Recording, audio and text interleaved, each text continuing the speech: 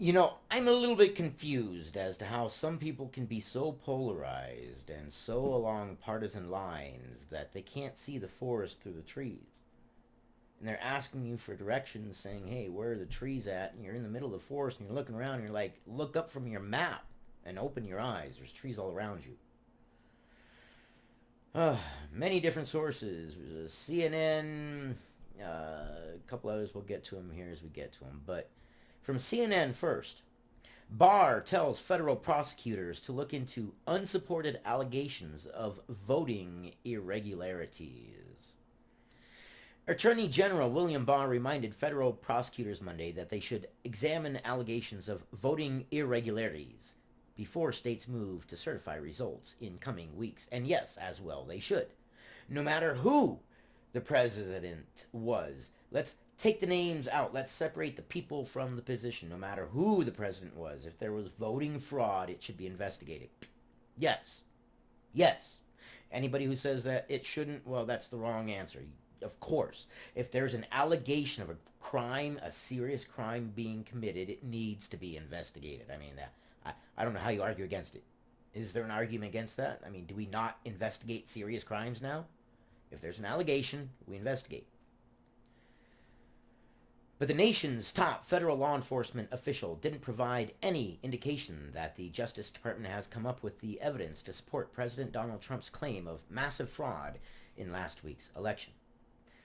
Now, the problem with that is, I mean, I've seen massive fraud and evidence of massive fraud. Postal worker, not this case, but a new one, a postal worker had sworn under threat of perjury.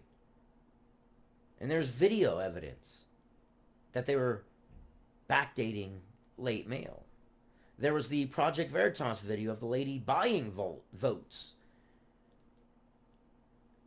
The database for proven cases of voter fraud in America just recently swells to 1,285 proven cases of voter fraud. So I'm very confused as to what they're talking about. Unproven and unsupported allegations. Let's read this one. This is from heritage.org. Database swells to 1,285 proven cases of voter fraud in America. Even just one case needs to be investigated. I mean, we can't let serious crime go uninvestigated. I don't know what, unsupported or not, if there's an allegation, it needs to be investigated. I mean, that's just the way we should do things. That's not partisan. That's not Democratic. That's not Republican. That's law-abiding. That's the human thing to do. If someone alleges that a serious crime was committed, it should be investigated. Let's see. This sampling of cases illustrates the existence and effect of voter fraud. Yes. All mail elections have received heightened attention in the media these past few weeks. Ooh, wow. See, here I am. I need to go to bed. Prominent liberals highly endorse the idea, claiming it allows people to do their patriotic duty without risking being infected by the coronavirus. Stop.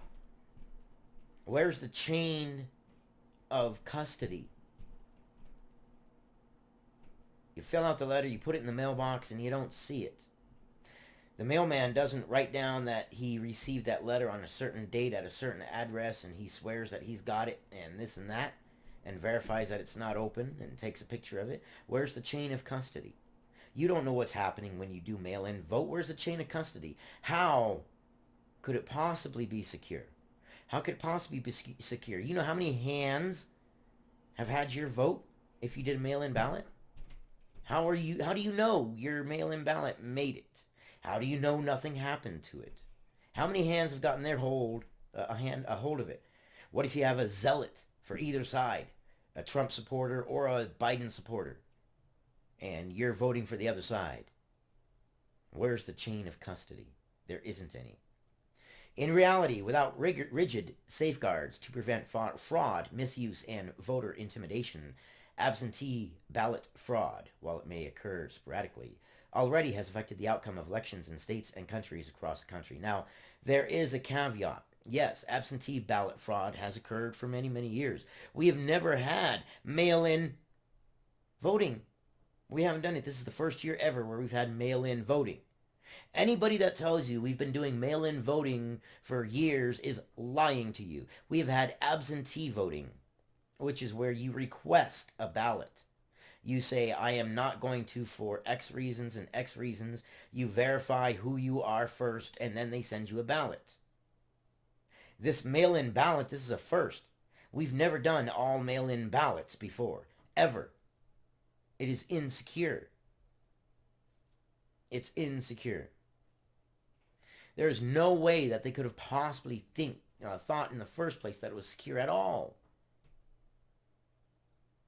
Wanted to make sure that I brought that up. We have not done mail-in ballots before. A lot of people will say, well, but we've been doing mail-in ballots and they've been secure and we've been doing them for years. No, we have not. We have not been doing mail-in ballots for years. That's a false. We've been doing absentee mail-in voting. That's different.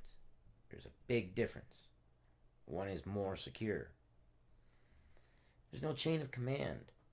So how is it that one side can just automatically claim, well, all the votes are good? How? No, they need to be investigated. So CNN, I ask you, how can you say that they are unsupported allegations? Some of them are. Some of them have video evidence behind them. What do you say to that? Every person's vote matters, and their vote should have gone the way they wanted to vote. And if one person's vote was manipulated in some way, shape, or form, then that's a big deal.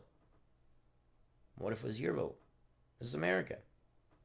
I don't care who won. I just want America to get up and get going again.